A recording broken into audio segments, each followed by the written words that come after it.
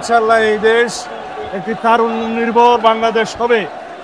শহীদ রাষ্ট্রপতি জিয়াউর রহমান বাংলাদেশ জাতীয়তাবাদী দলের প্রতিষ্ঠা লগ্নেই চিন্তা করেছিলেন এই দেশের যুব সমাজকে একত্রিত করতে হবে, ঐক্যবদ্ধ করতে হবে, উজ্জীবিত করতে হবে, জাতি বিনির্মাণে তাদেরকে বিভিন্নভাবে কাজে লাগাতে হবে।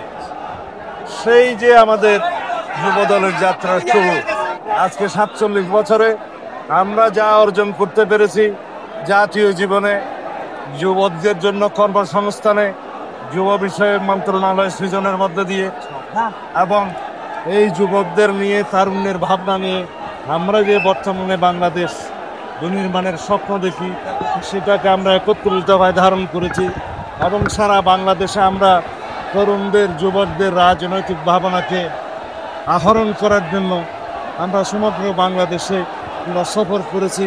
তাদের রাজনৈতিক ভাবনা এবং তারুণ্যের রাজনৈতিক ভাবনা আমরা গ্রহণ করে আত্মস্থ করে সামনের দিনে জাতি বিনির্মাণে কীভাবে আমরা সেটা বাস্তবায়ন করতে পারি সেই লক্ষ্যে আমরা কর্মসূচি প্রণয়ন করছি।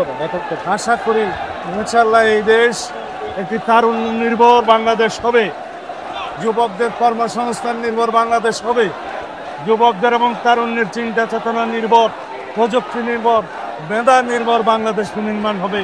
যেই স্বপ্ন আমাদের শহীদরা দেখেছিলেন, যেই স্বপ্ন জুলাই গণ অভ্যুত্থানের শহীদরা দেখেছিলেন, যেই স্বপ্ন মুক্তিযুদ্ধের শহীদরা দেখেছিলেন, সুতরাং আমরা এই তরুণদেরকে, যুবকদেরকে, তাদের ভাবনাকে, রাজনৈতিক ভাবনাকে, চিন্তা চেতনাকে আমরা আত্মস্থ করেই এই জাতি আমরা এগিয়ে যাব ইনশাআল্লাহ।